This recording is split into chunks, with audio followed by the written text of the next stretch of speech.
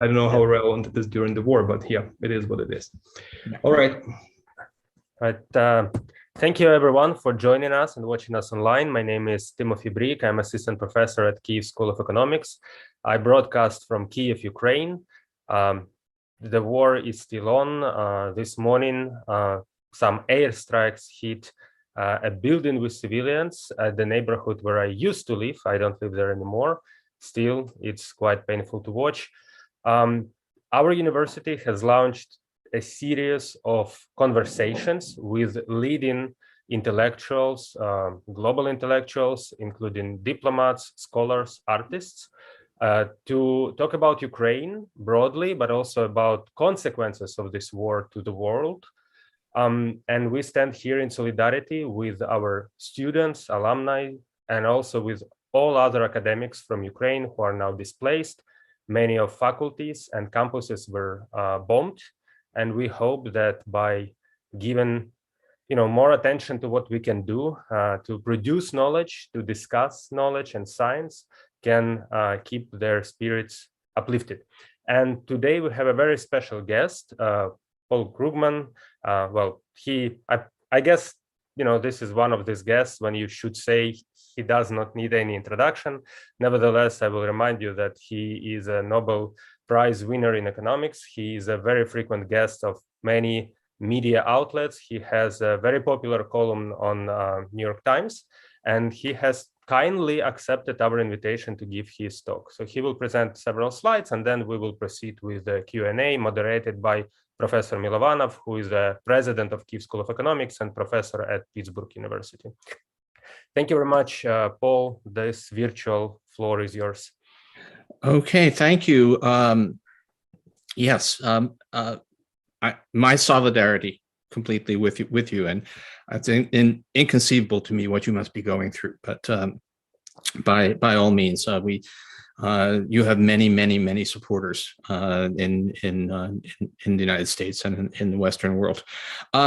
So I really want to talk just very briefly. We have some slides that I will run by you just in passing on really three topics. The first is Russia's economic situation. This is we have had something unprecedented. Of course, the sanctions, the pressure on the Russian economy, which may or may not be really important, but in any case, it's important to understand. The second is related to that. What is the role of China? Is China an escape valve for Putin? To what extent does that matter? And then the third is what are the implications for the global economy?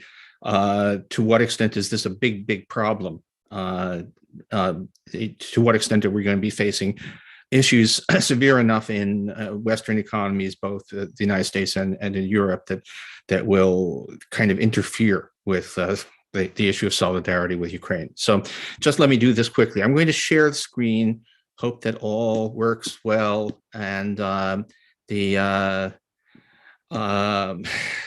if I can get the PowerPoint to pop up, and so there we go. So that's hello.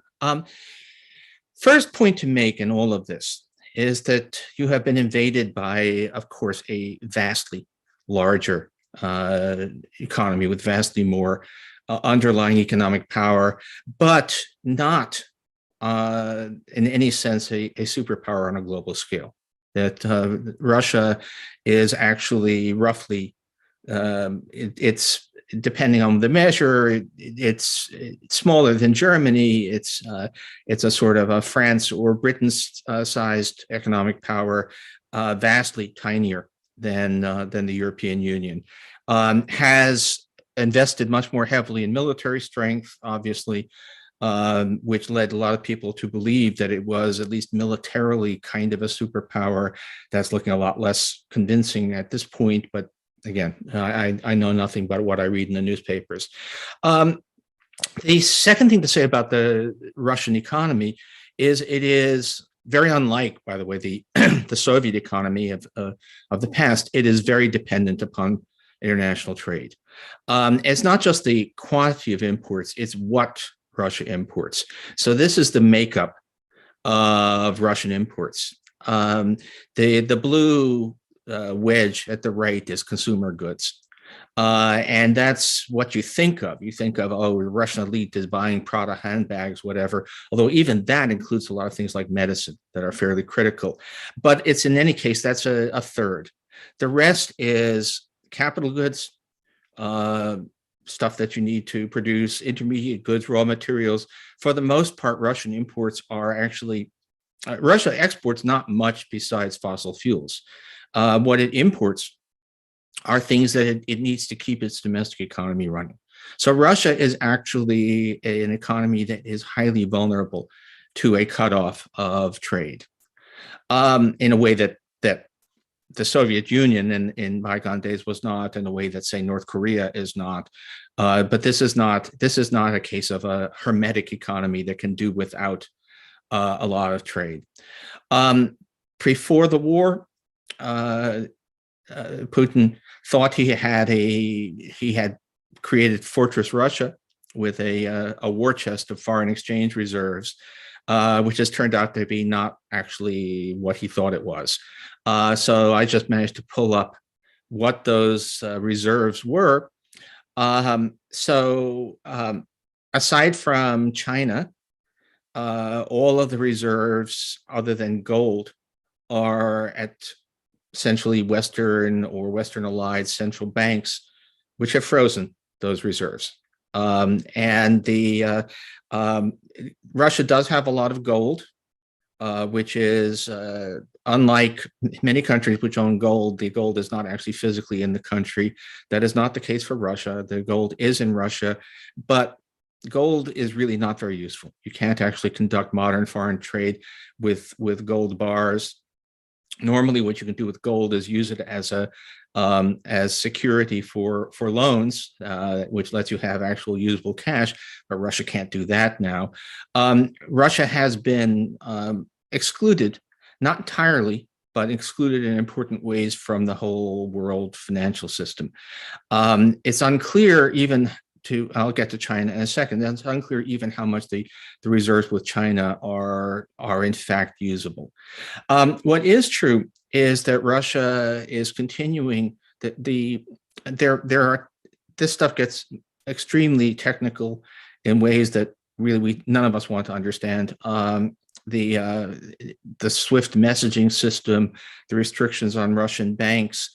But what it all seems to amount to is that there's been a major interference with the ability of Russia to conduct transactions abroad.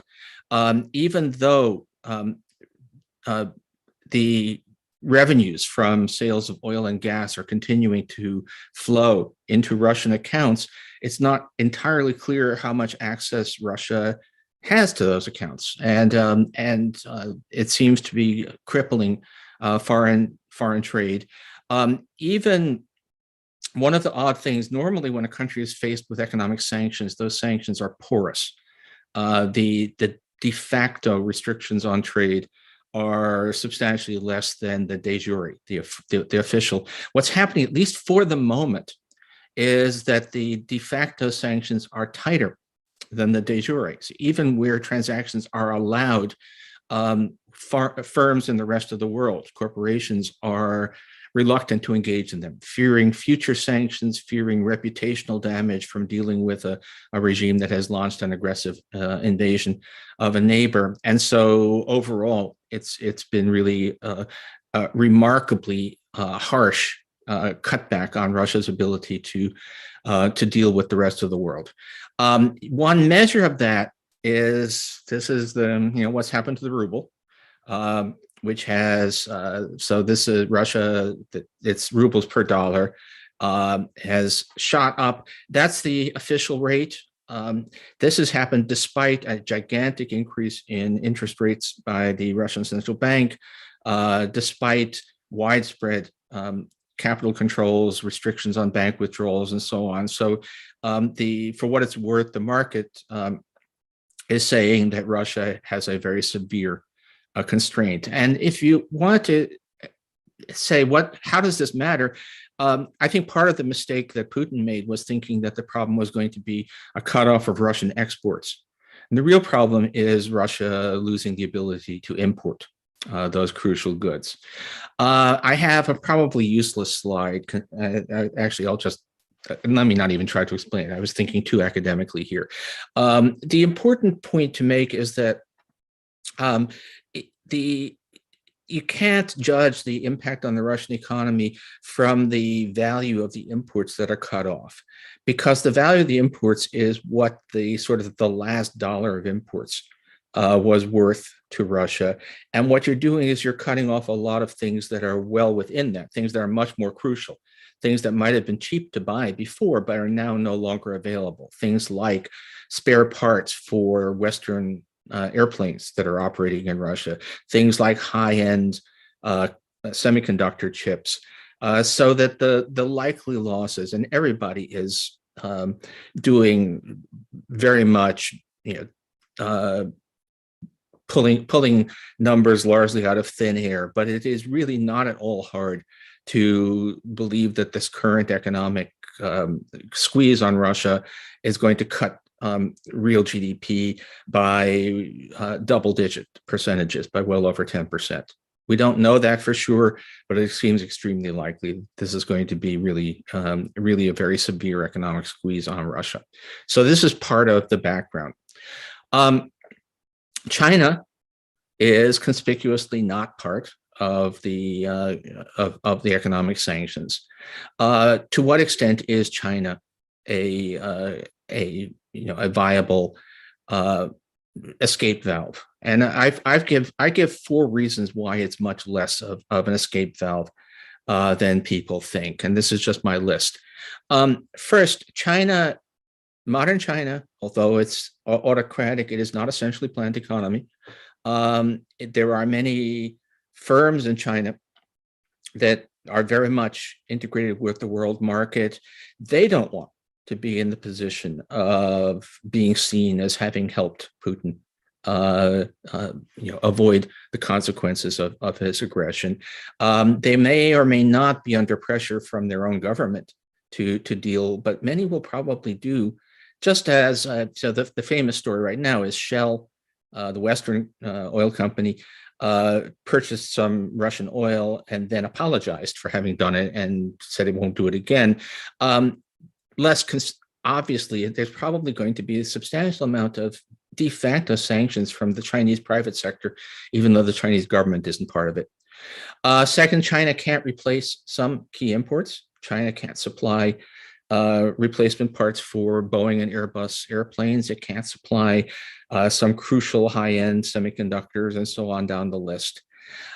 Logistics are a big problem, and I'll get to that in a second. And the last part, which I do believe is very important if we try to think about how this plays out, is that Russia is not a superpower, China is. The Chinese economy is about 10 times as big as Russia's economy now.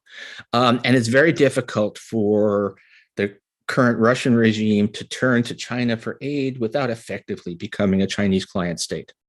And that has to put some limits on well, maybe not, we don't know what people do in desperation, but it is a really big problem. It's not as if there was an equal partner that could help Russia out. There's a partner which is just so big that if Russia starts to rely a lot on the Chinese, Russia becomes effectively, instead of imperial dreams, Russia ends up becoming a vassal state. Just the logistics. People, if there's one thing that we've learned in global economics these past couple of years, it's that logistics, actually getting stuff from here to there, is a much bigger issue than we thought. It's not something that is easily dealt with. And although Russia and China are technically neighbors, the border is a very long way from almost everything in each country. The Russian economy is mostly west of the Urals. The Chinese economy is mostly near the coast. And the distances between, if you want to ship stuff long distance, you use, ocean transport, but that's not going to be a significant option. For oil and gas use pipelines, but there are no pipelines going the whole way. Realistically, we're talking about rail lines, and I just pulled up a picture. Whoops, here of just to something to wave at, to say that there are not that many rail lines. There are basically 3 rail lines for the that can bring stuff, and they're not seriously going to be able to handle the volume of stuff that would be required for China to replace a significant part of Russian trade. So China it's not nothing. The pressure would be a lot greater if China were part of the coalition, which of course it is not. But China is not that much of an escape valve. Western economies, the world economy, but the critical point, again, given where we are now, is what about Western economies, where actually Japan is part of the West for the democratic world. What happens here? I think of this as being 2 quite separate issues. One of them is the United States. Unfortunately, we're not entering this moment in a great situation. The U.S. economy is very strong in real terms, but we have alarmingly high inflation, which means that there's slight echoes of the 1970s, when shocks to oil prices did a great deal of damage. The question, though, is, does that have to happen? And I think the answer still is no. That we know quite a lot about why the oil shocks of the 70s were so bad, and the reason they were so bad was mostly not the direct impact of higher oil prices, but the indirect response, the response of monetary policy, very sharp interest rate hikes. This seems unnecessary and unlikely this time, even though we have significant inflation. Give you some perspective. If you are not worried about inflation, you can get something that looks like this. This is, we can do this many different ways, but this is the price of gasoline in the United States. Always a political flashpoint. It's deflated by average earnings. So to give you some sense of what is the real burden of higher gasoline prices on U.S. workers, on the U.S. public. They've shot up. This is not the first time it's shot up. It's not even the first time it's shot up in recent memory. So if you go back to the 2010, 2011, we had a substantial rise in gas prices relative to wages, actually going substantially higher than they are now in the United States, despite everything. There was a lot of rhetoric warning that this was the stagflation come again, and demanding that the Federal Reserve tighten policy. The Federal Reserve wisely said, no, this is a one-time shock, and did not tighten policy. And the U.S. economic recovery from the financial crisis just continued unabated.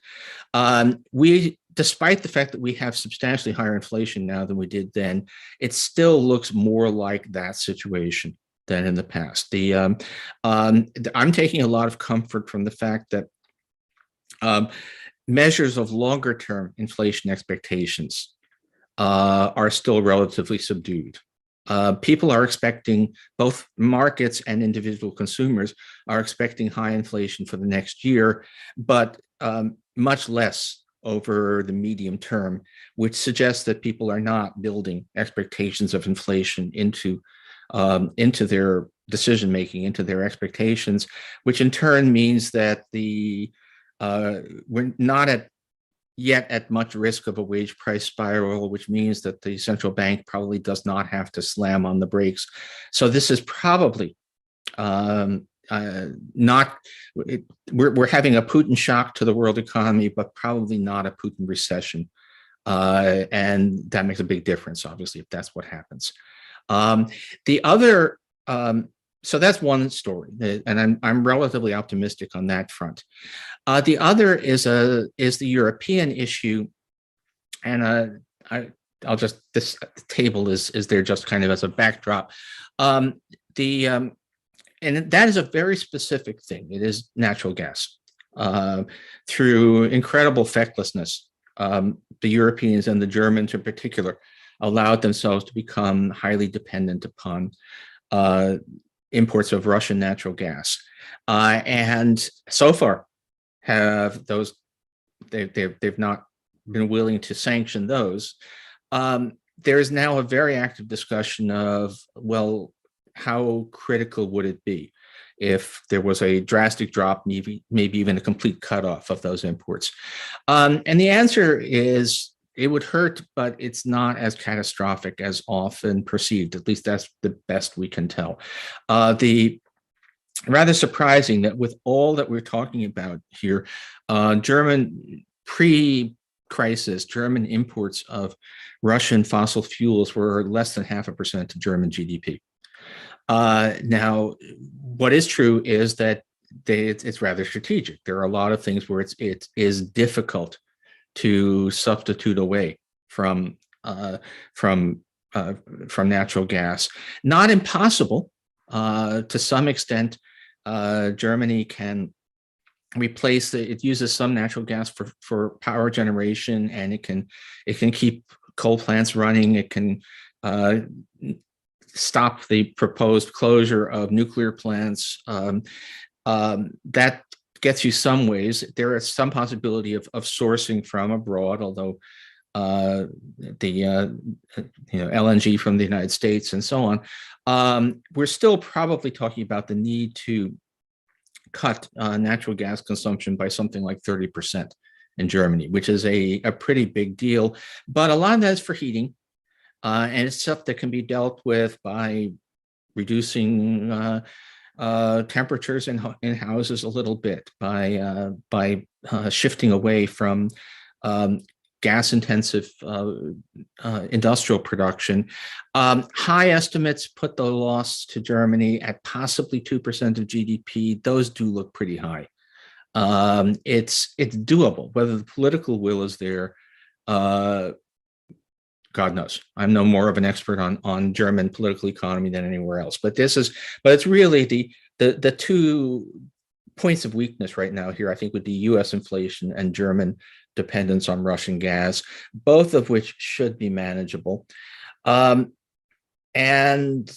that's where we are. It's a awesomely very, very scary situation. Obviously, not nearly as scary.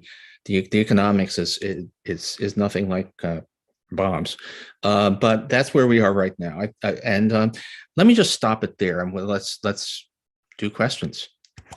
And let's see if I can end my screen share. There we go. Great, thank you very much. I will pass it to Tymofiy. Maybe he can, ask one of his questions, and then we will have time to collect more questions from the chat and other platforms. So thank you, Paul. Thank you, Tymofiy. This is fantastic. I think you like hit it right where it must be. This is the kind of conversations we're having. I'm sitting somewhere here in central Ukraine, moving around, and we get European MPs coming close to the government or presidents and discussing or being convinced that we can't, we have to sort of appease Putin because otherwise the economy is going to suffer. And, this issue comes up all the time. So I completely agree with you on the substitutability and the costs and about there is a question of political will. And what I have seen is that often the political will somehow is lacking, but we'll see how things develop. I'm hoping for the best for Ukraine and for the world, because surprisingly, or maybe, despicably, Ukraine is better diversified now away from dependence on Russian energy than Europe. And how come, And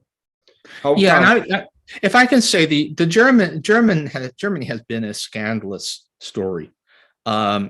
if we look at the past, we've been warning, people have been warning them for many years. So that's the bad news. The good news is that, as best I can tell from the limited amount of sense, that Germany has moved a long way. Just in these past 18 days have caused a big movement in the tenor of discussion in Germany, and the things that were completely unthinkable. I mean, there was not that long ago that even closing off Russian bank access, even taking Russia out of the SWIFT system, was considered to be completely out of bounds. And now basically it's happened. And the discussion of actually cutting off Russian gas imports, Germany is not there yet, but relative to the complete absence of movement for 15 years, what's happened now is quite something. I completely agree with you on this too. And, some of the sanctions were engaged in some of the design of sanctions, or, monitoring of it, what's being implemented or not. And some of them, we thought it's not going to happen anyway, because we have this experience of 2014 and then with Crimea and the east of Ukraine. And then we have experience of 2008 with Georgia. And we have seen that there has been essentially no movement, no real movement. And so we expect that it's not going to be possible, even SWIFT, to get anything done on SWIFT is going to be a big battle, but it's changing. Yeah. And so they are moving, and, in some sense, it's just too little, too late. I wish it was done when Georgia came under attack in 2008. We would have avoided all of this now, probably, and but, this is the life. And it's all hypotheticals. But so I want to go to China. Today I had a call with some of Chinese government advisors, and they were sending one simple message, and they were very on point, very on this message that Ukraine or Russia should bring us to the table. And the Europe and the US they're excluding us from the table of negotiation. And we are in many ways a pivotal player. They also were sending a second message. Don't think that we are in bed with Russia, actually. Similar, they were not as structured, but they were saying other things. One of them was almost a little bit lower level official, an analyst, more freely speaking, said we feel like we're forced to make a decision. We are forced to choose between Russia and not Russia, and we're not with Russia, but we want to stay neutral. And so they were talking about exactly this, about logistics, about railroads. They explicitly made estimates. They said how much it's going to cost them, and they were worried. In addition to that, they were worried about food security and world food crisis that might come from the region. So that's another thing we have not really discussed. So that's one point. Maybe I want you to comment on the food security in the region. Yeah. And the second one is perhaps how to engage or not China, and what should the role of Ukraine be, because or not, because they were trying to appeal to us, that we appeal to our leadership, that let's say I talk to the cabinet or the president, say, bring China into this. And they were very careful. They're not saying we're going to mediate. They say, let's do G7 plus us and, India and some, let's do G10, or let's bring us to the United Nations. They want to be at the table of a bigger, but they were very clear. And I think it's kind of a coordinated messaging from the government. That was my feeling. Okay, so food security. I did not mention that. It's actually, if you want to think about this,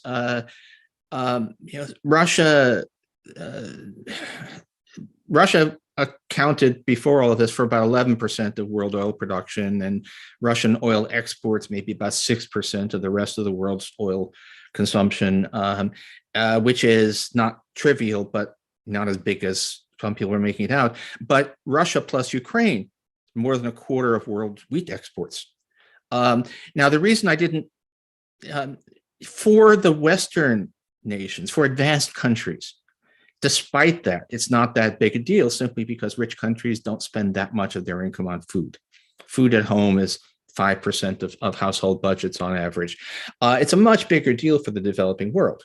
And so if we're going to ask about sheer misery created in the world, the food security issue may be very large, but I don't think that's going to better or for worse. The concerns about impacts on developing countries have never played a very big role in the policy either of the EU or the United States. So the food security thing is, from a humanitarian point of view, a very big deal, but less so elsewhere. Just on the China, I mean, by all means, there should be a table at which the Chinese sit. It's not this. I think it needs to be a separate table.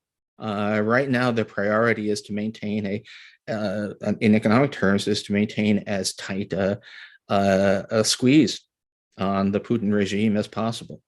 And you don't want to bring China into that because they're not part of, there is a incredibly now there, with all the old stuff, we really are talking about the free world again. It is the democratic nations are actually remembering that they have common interests, and China is not part of that. But for the rest, sure. Although not my department, but I have yet to understand exactly what a negotiated deal is supposed to look like, since it's not clear that anything short of the extinction of Ukraine is acceptable. Yeah, because I was, someone asked me this question recently in another panel discussion, saying, guys, why don't you want to negotiate? We are negotiating. Yeah. I mean, we are available. Zelensky has never said that he's not, he doesn't have any demands. He said, I will be talking, about everything to save lives. And essentially, they always put things like no NATO, but it's a red herring. NATO was never promised before the war to us. I don't think it was realistic. And then they're constantly talking about denazification and other things. But I think what's behind, what I hear from the government behind, I won't be able to confirm that, and I'll deny that. And if anyone ever catches me from this, I'll say I just misspoke. And I didn't talk about this to the government, and I read it on some Telegram channel. But essentially, I think there was a request or somebody to put a prime minister in, which is fully controlled by Russia, and then have a, kind of packaging that it's, and Ukraine is, that is kind of independence, but that's the concept of pseudo-independency, or pseudo-sovereignty, where, and I think we have seen that in Belarus. Where they have pseudo-sovereignty in a sense that they kind of sovereign nation, but they don't control their foreign policy. They don't control their military policy. They were forced to provide airfields and locations, and now they're almost being forced to provide military. And top officials are resigning there. So, and then the domestic minister of internal affairs or someone, it's kind of also has to be compliant with what Russia sees. And I've heard that also from Saakashvili and others, during some negotiations, that Russia often insists on this notion of pseudo-sovereignty. I don't think Ukraine is accepting pseudo-sovereignty in any way. And short of that, I'm not quite sure what is there to negotiate, but we are open to negotiations, whatever. But it has to be. I'm yet to see some negotiation where Russia didn't renege on it, a week after that. Yeah, that's another problem. By the way, just to make a quick, sort of totally non-professional comment, that part of the surprise advantage of Ukraine in all of this is that, there's some of it's a little bit crude. You're Europeans, and so that makes it easier. But also that there are significant, family historical connections to a lot of the West, and for what it's worth, my mother's family came from Ukraine, Balta, according to my grandmother, and my father's family came from Belarus. So there's this large, it's easy, relatively easy in this on this occasion for Western populaces to understand what's going on. All right. So I think I'm gonna, there are questions in the chat, and Sure. And we've covered a lot of ground here. And maybe Tymofiy, how would you want me to read these questions and moderate, or do you want to take them? Well, I wanted to give a priority to our students and professors first. So Okay. we have a question by Volodymyr Vakhitov, who works at KC. and then we will split. Also, I want to apologize to the audience. Again, you're seeing my shower, but this is our regular life now. That this is my semi-shelter. We just had this alarms, so that's why I proceeded here. So Volodymyr Vakhitov from Kyiv School of Economics, he has this question that bugs so many people now. How long can Russia, Moscow, hold with these sanctions without noticing?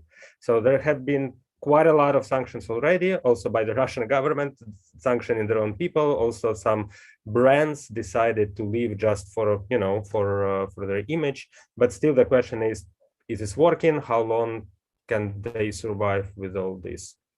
Yeah, but before we go, I just want this to sink in. So Timofey is sitting in Kyiv, in Obolon, and you've read in the news today there was a building shelled. And so how do you survive if you're in the building? It's not practical to run every moment to a bunker. Some people, bunker, people stop doing it, and sometimes you can die just running there, and you have to live a life.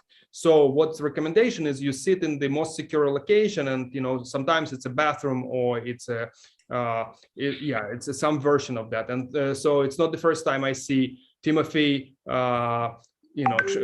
transmitting or streaming from there. I'm in a safer location, although whatever it might mean now in Ukraine, it just probably in terms of probabilities, safer location. But I also had streaming events where I had to apologize and go to a shelter during it because we would just get a really crazy situation. Okay, so thank you, Paul. And that's okay. Back to Timothy. So yes, and I'm amazed that you can do this at all under the circumstances. So what is relatively easy to assess is the economic impact on Russia, which is extremely severe, and it's much more. Again, it's just not it's not depriving the Russian elite of luxury goods. It is actually bringing a lot of Russian industry to a halt. That appears to be what's going to be happening. Now, what does that do politically is much more problematic, and we don't know. I have spoken with people. If this had happened 10 years ago, Putin was apparently still quite dependent upon the support of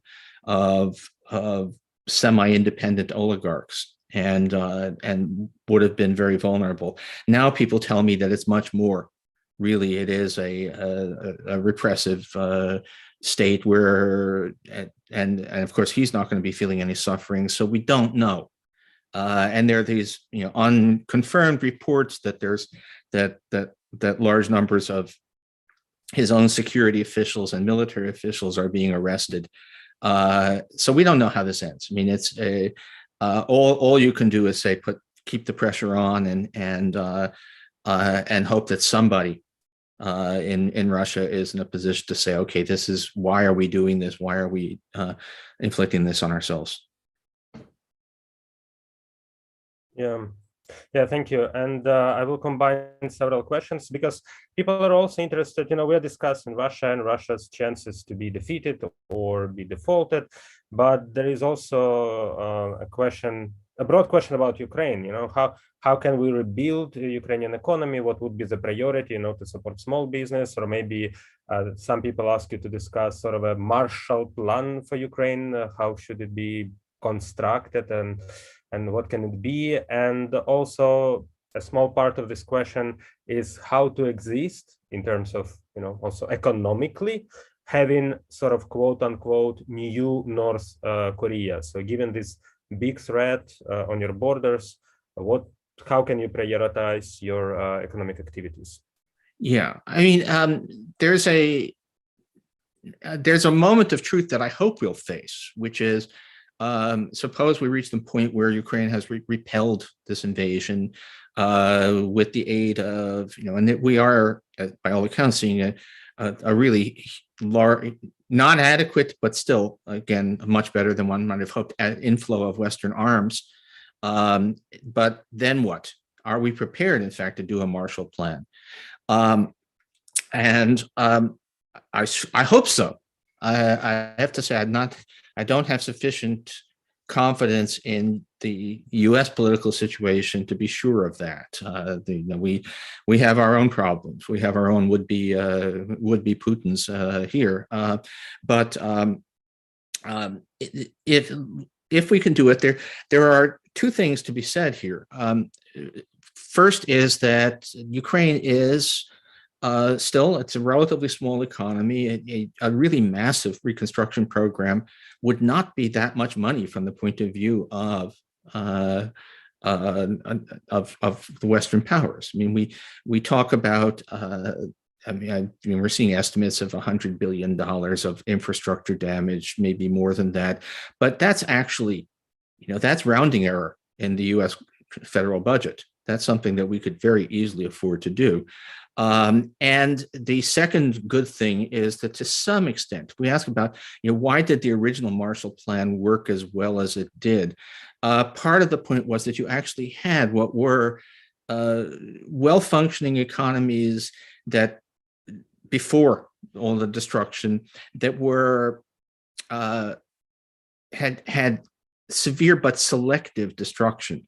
That there were there was infrastructure that had been wiped out. There were particular things, but if you could just fill those gaps, it was a little bit, as people said, if you look at Germany's recovery after World War II, it was not like having to replace the whole engine. It was like having to replace the spark plugs. And to some extent, at least what I'm seeing in Ukraine, it's kind of like that. Obviously, as the bombardment of the cities goes along, that will become, the damage will be wider, but enough aid to replace the bridges, the critical infrastructure could probably make a really big difference. So we will find out. I mean, it's going to be, if we get to that point, that's what, but then, but I'm relatively optimistic, and actually, I'm also relatively optimistic about the Europeans. I think that the European Union has, to some extent, regained its sense of itself, and that's good for Ukraine if this war finally ends. I jump in and just said that I just talked to the head of the central bank yesterday. And the payments were the payments are running. Okay, obviously you see Zoom running, and so some technology is running. You see Wi-Fi running, both in Kyiv and in other areas, and it's still reasonable in the sense of quality, right? Yeah, I'm not having an office, but that's also clear. You have millions, or maybe already more than 10 displaced people internally.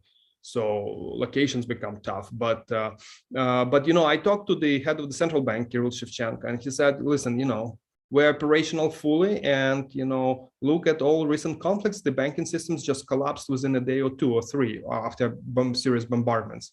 And in our university, we were at the Kyiv School of Economics, we were able to push payments, advance payments to pay salaries during the day of invasion. The banking system had all the security protocols backups. They immediately initiated them, or they already were initiated. So we managed to pay people in advance, so they have cash while evacuating. So yeah, that's an example of resilience. Just again, amateur, but a little bit here. I mean, the odd thing is, although Russia has all of the heavy military power. And Ukraine is as what you're living through. In terms of who's going to run out of resources,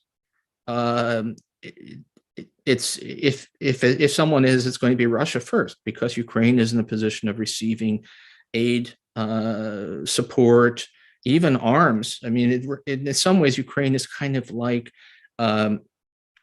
Britain during World War II before the United States formally entered the war. Ukraine is kind of the recipient of Lend-Lease aid. So no, Ukraine is rather oddly, I think the resources issue during the war is going to be less of an issue than whether, in fact, the West is willing to pay for reconstruction. Great, thank you. Tymofiy, back to you.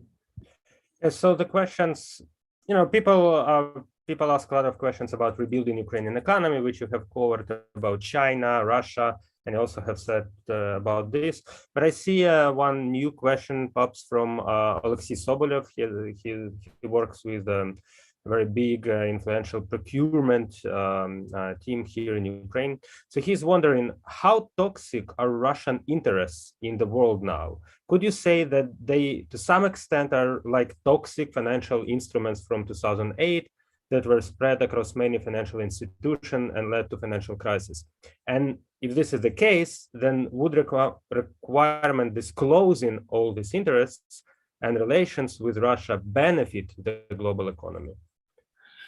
Well, okay, I'm not sure that, I think there's a little bit of a multiple issue question. One is, yeah, I mean,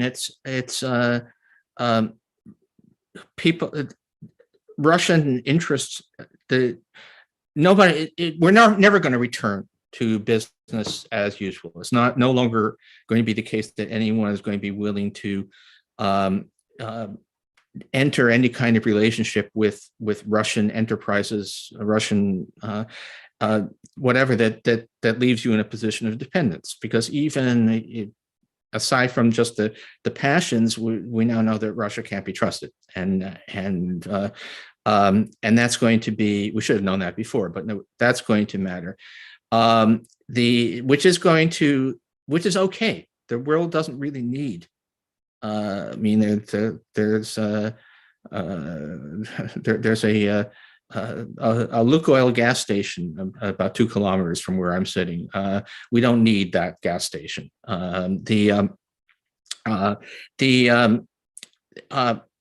There's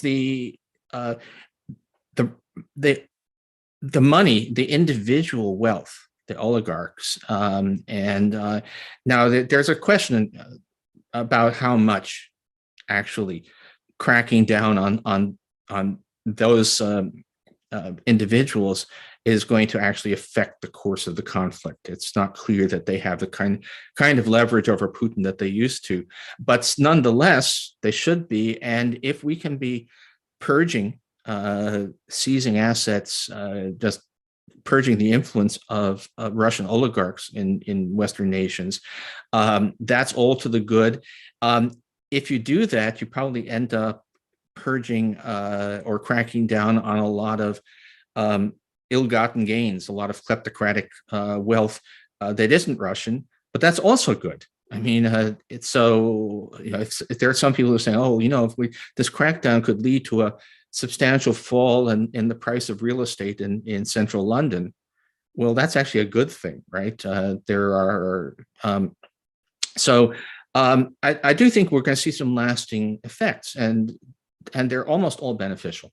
A world that is less reliant on Russian resources and on Russian money is going to actually be a stronger world. Yeah, thank you. And I see another kind of repetitive motif in questions I'm reading on Facebook and here. So people are kind of, as always, people are interested in some bullet points and suggestions. So you have covered so many topics, from China to Russian economy to Ukrainian rebuilding of economy, but maybe you can also summarize it somehow and just give some suggestions, what the West can do even better now. Maybe something is lacking, maybe more sanctions or more economic support or military support. So what can the West does better now to help to solve the problem? Okay. On the military support, I'm just going to defer to people who actually know something. I have I'm not an armchair general. On the economics, look, the Achilles heel of the West has been the dependence of Western Europe on Russian gas, and to some extent dependence of the world on certain other critical Russian resources. And we need to move as quickly as practically and politically possible to end that. And it helps to not, some of these things will take a while, but that doesn't mean that they don't have any immediate effect. If Western Europe can be seen to be clearly moving to emancipate itself from dependence upon Russian energy, if the world economy can be emancipating itself from dependence on Russian nickel and palladium, those things will have an immediate impact on, even though Russia will probably still be able to export those things, the prospect that those industries will go away will add to the pressure on the Russians. So, I mean, we really need to move both short run and long run towards, if you like, Putin-proofing the world economy. If Krugman thought he was creating Fortress Russia, we need to be creating Fortress non-Russia. And I think we can do that. Actually, we know we can do it. That's certainly within the realm of what's possible. It should have been done, as you say, in 2008 after Georgia, but it's still not. It's still valuable to do. Great, thank you. And I want to remind to our listeners that Professor Krugman said that he doesn't want to comment on military and political nuances of what some countries can prefer to do within their political cabinets and diplomacy. Can I just say that I will say that we have I will say the Western politics I'm willing to say a bit about, right? And just that the Europeans have been very much a weak link in all of this, but I'm encouraged by the direction in which things have moved in the European political scene, and the United States has a substantial part of our own political spectrum is fundamentally on the side of the bad guys, but they also appear to be being weakened by what's happening right now. So the starting point is not good, but the directions politically in both Western Europe and the United States are good. Yeah, but to jump on this point, some people in the chat are also interested in Canada, and specifically whether you know anything about this oil industry in Alberta and whether they can be suppliers for European countries. I don't think that the logistics work in any direct sense. I mean, you would need to have, there's this very controversial pipeline, and even if it was built, which it would take years. And but the important point about oil markets, okay, here now I can't talk. Oil is fungible. There are swing suppliers that can send oil to alternative destinations, and so you can replace if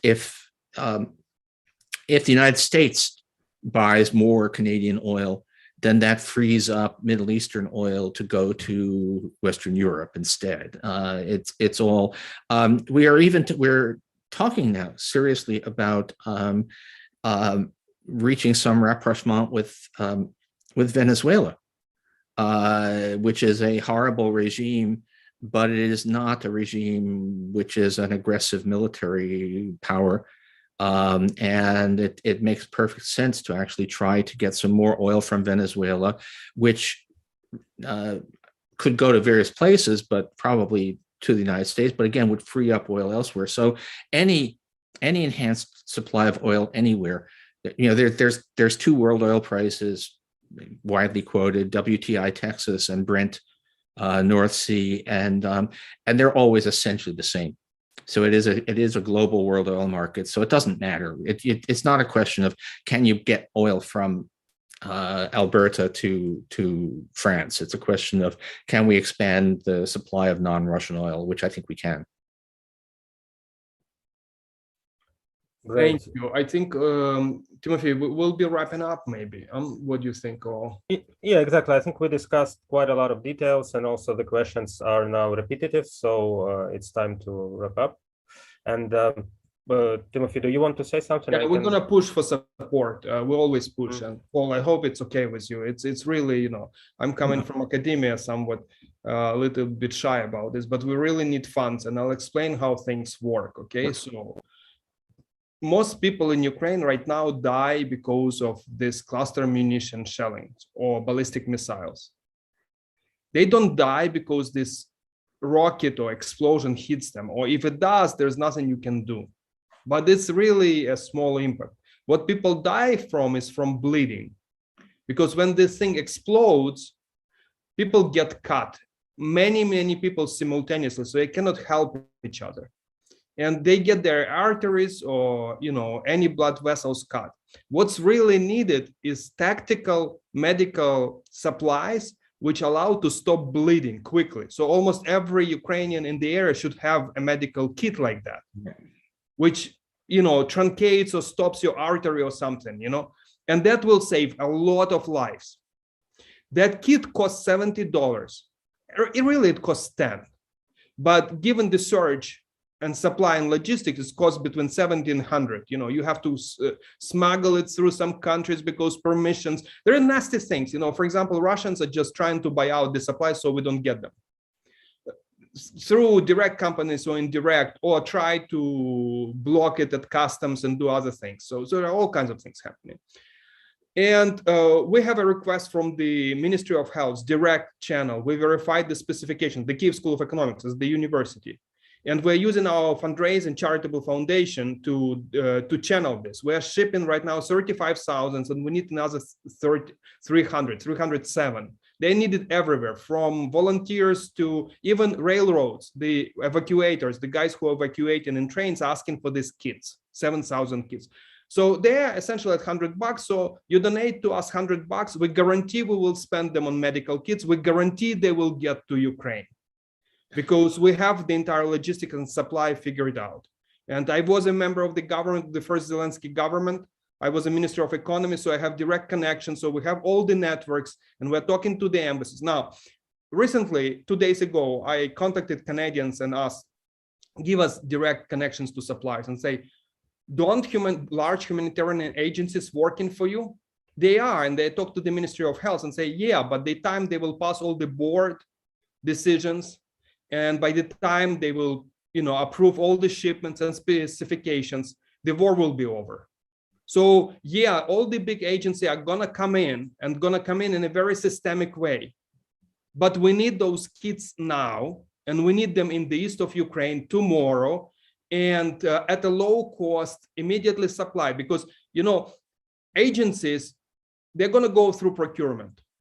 They're going to have to get authorization and a budget, and they will buy out from the local suppliers at the lower price. Local suppliers don't want to give that to them. So they start, you know, sabotaging it a little bit. In practice, what we need to do is to buy at surge pricing and get them to Ukraine. And I don't care if it's 4 or 5 times higher.